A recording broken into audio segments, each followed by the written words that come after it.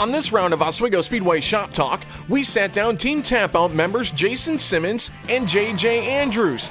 And to start off, Jason clues us in on how easy it was to team up with a guy like J.J. Well, J.J. has always been, before we're even close, he was always just a fun guy to be around, always, goofing off and things like that. And I've always enjoyed that, A lot of people are so serious about certain things, which, when the green flag drops, it gets serious. And that's, but when that's not flying, let's have some fun with it, you'll have bad nights. That's racing. You don't go out there and win every night, and why, you're going to get down on yourself, upset with things, but to me, there's no way to walk around, enjoy what you're doing. You're going to have that, take the good with the bad.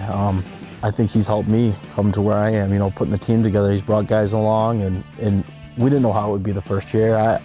I didn't know how it would be owning 3 cars and putting all this together, and it was a learning experience, but I really enjoyed it. I wouldn't change nothing about it. And part of the enjoyment for Team Tapout Racing has been their philosophy of flat out having fun. That's our mission. That's our mission. We want to have a good time, and we're laughing and jerking around the whole time. Even if we wreck, even if we both wreck, we have problems, we lose a race, we're going to laugh about it afterwards and bust each other's chops and have a beer or two. And we have a lot of fun. We have a really good time. We get along well. We spend time together in the off season, and it's not just racing. We become very close friends, and that's because we both enjoy each other's company and sense of humors and laugh at the same stupid stuff. And the idea of having fun and enjoying racing again was what drew J.J. Andrews back to the Speedway full-time in 2012. Yeah, I didn't go in with a lot of expectations because I still didn't know all these guys real well.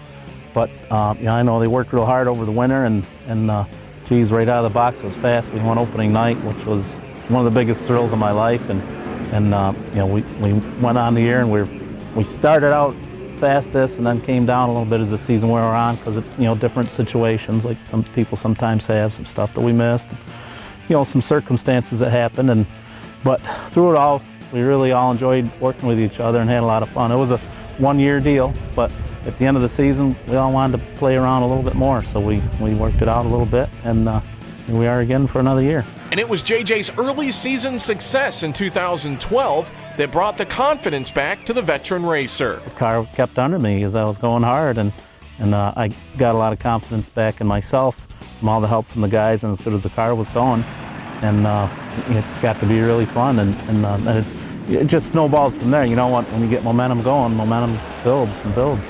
And it built till about halfway through the season. Then there was some situations, a mistake or two that I made, and then I'm fighting my head again and trying to get the confidence back. One of those nights where JJ was admittedly in a battle with his own mind was that June 30th showdown with Josh Kerr and Mike Bond. The car was off that night. We had a couple bent valves from the week before when we blew the rear end and didn't realize that we bent some valves. So I started third or something. I thought I'd just go ahead and see, get as much as I could, try to finish the race and hope it didn't blow up. And it was fast, and I haunted Josh Kerr all that night. I thought about him. I had 33 laps to figure out how to pass him and what to do, and think about, geez, I'd hate to get beat by a rookie since I'm been doing this so long. I didn't want to do anything dirty because Josh is related to my wife's stepmother. And I didn't want the family things. Actually, it was a family function the next day, and I wasn't going to do anything dirty, but I wanted to try to nudge him a little bit without wrecking him, and I did nudge him. But when the pass happened, the pass was clean. He was mad that night. You remember the interview? You and I have talked about that. He later said that I didn't smash into him, although he thought I did, and those things just happen. So I should have won that race, but I got thinking.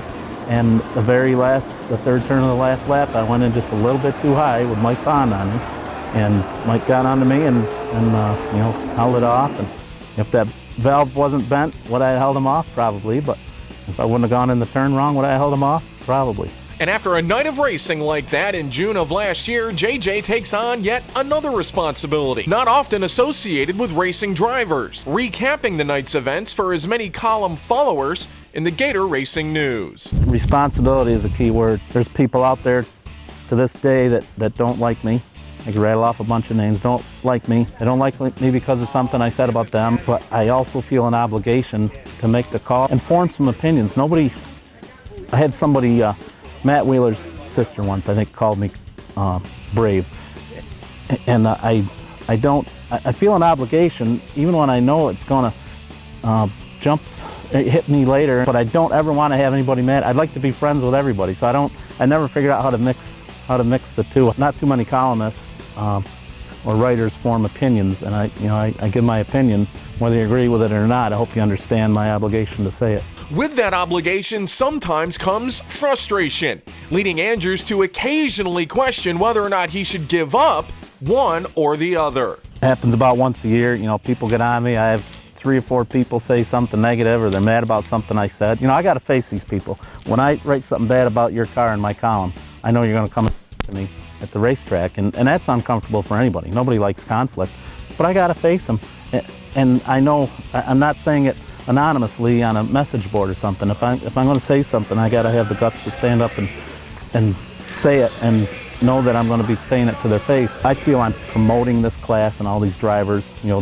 There's drivers that are known all over the country because of what they read in my column in Gator Racing News that would have never been known. And these guys, a lot of them don't realize that or appreciate that. While Andrews was writing away in the Gator Racing News and racing his way around Oswego Speedway, his car owner, Jason Simmons, was sitting in the grandstands, or perhaps in the pit area sponsoring a race car, until he decided he wanted to give it a try himself. End of 2005, I lived next to Lulave, his shop, and he had a car come available, and I said, well, maybe the price sounded right, I'll give it a try, and I purchased a car. I believe my first time ever in the car was at Spencer, and I was like, wow, this is a lot harder than it looks. So I started there, and I think I tried qualifying for Classic that year, and I missed by one. I was in a qualifying position last lap, and got tangled up with another rookie driver, Rick Ziegler, which I had some run-ins in my rookie year. He is also a rookie, and didn't make the show, but I said, I'm gonna try this again next year. Like many others, Simmons grew up as your normal Oswego kid who loved to go fast, and he said he couldn't be happier that he finally made the plunge to get behind the wheel. It's a transition I'm glad I made. I mean, I enjoyed being around the racing, I enjoyed it, but it's nothing like being in a car and experiencing it yourself and being out there and racing with 20 plus guys on a night. I mean, the rush and the feeling that you get doing it and the competitiveness of everybody involved in the sport, it's a really good time. The sponsoring was nice, and you'd always be rooting for, you got that guy to root for, but just the rush and the feeling of being out there competing with these guys is great. After limited success in his early years behind the wheel, Simmons says it came to a point where he finally had to make a decision. I got to a point, 06 rookie year, I'm gonna go out. I built a new car that year with Louis, stuff, Louis was fast when he raced, he won races, and I, being a rookie, didn't know what I'm still learning things. So we tried that out. I feel we had a good rookie season. The following year, I got back in an older car, one of Mikey's, good car though. We almost actually won a race in that car at the end of my rookie season. I was the race of champions. We led 31 of the laps, 29 green flag. I had a blast. I finally got to a point where I said, you're only going to be as good as your equipment. And I started the year out with an older car. It was actually a Doug Reun car, I think he built or something. And it just wasn't working. I heard this Hedger car came available. It was the 06 or track champion car, I believe, that Brownie had won with and everything, and it was sitting idle.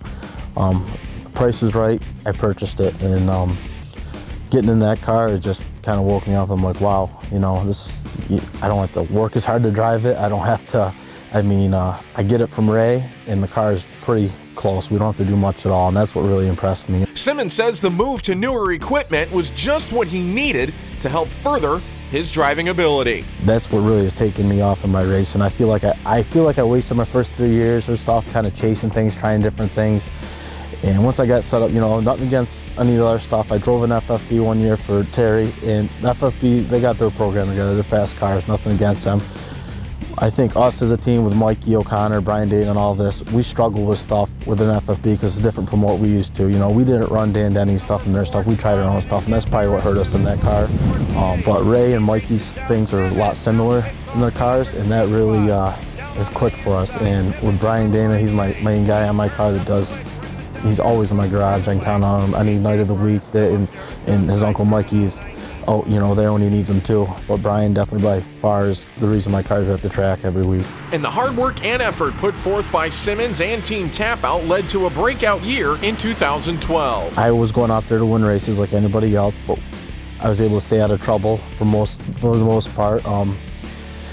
You know, things just came together. You know, we had some heat race wins. We had, you know, there's nights. I mean, I was always finishing pretty consistent, so it was always starting about 8th or 10th in the field, and you got to work for it in this class. Yeah, you're going to have some slower guys in front of you that were handicapped up there, and you're going to have guys that are fast that had bad nights.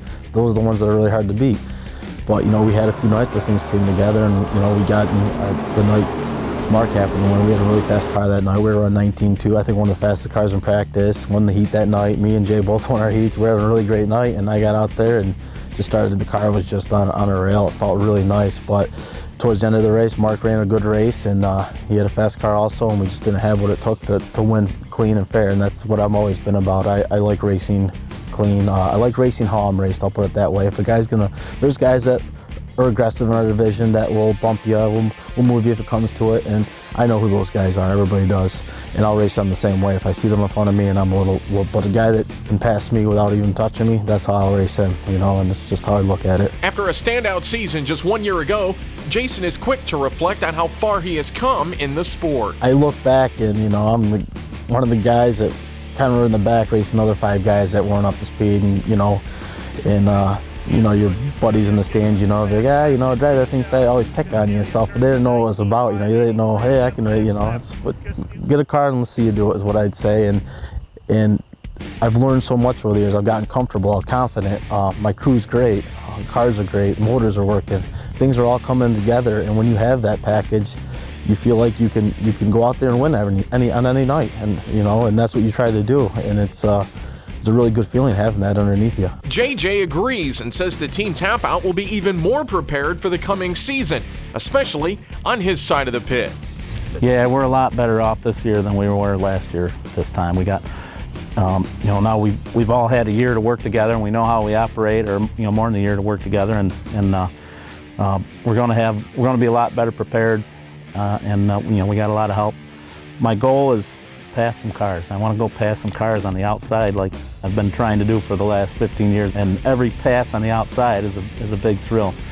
And then if I can figure out how to pass cars, I'm going to get a lot of top 5s. And I want to hit the podium a few times. If I get another win, that's awesome. But if I can hit the podium 2 or 3 times in a season, and top 5 in the points would be a huge rush. My best finish in points ever was 5th, and it'd be great to get another one of those. If I get another win, that's amazing. More important, I'd rather have Jason get a win than me. Ever since I've gotten in competitive cars, my main goal is to get the win. I mean, I got teased a little bit that rookie year, and I got in a car. I started on the front row of that last race of champions, and we led 29 of those green flag laps there. And then there were some bumper cars. We got spun out in the lead, and that, you know, I wasn't mad about it then because I was a rookie, and I was still excited. You know, I was bummed out. But I've had a lot of close calls over the years. I've had big leads, and I've had Mike Bond take 2 wins from me, you know, which was my own fault because when you're in older stuff, you drive differently. You're on defense more than you're on offense, and you hurt yourself, and it's a mental thing with me, and I think I've gotten over that. I'm sure I have. I can't give him any advice. He's doing the right things. He was a great driver. I think he showed himself last year that he's a great driver. He didn't wreck. He's not wrecking people. He's got the equipment. He's got the talent. It's just sometimes there's a ridiculous thing when people that deserve a win don't have one yet, like Pat Lavery in the Super Modified. Last year, one of those wrongs was righted when Steve Miller's Super won his first feature after 30, 40 years of trying. I hope it doesn't take Jason 30 or 40 years to get his first win. And while picking up his first feature win is at the top of Jason's priority list, simply racing at the Speedway has been a highlight for the driver. You know, you go into Oswego, you know, my hometown where you grow up, and just so many people knowing of Oswego.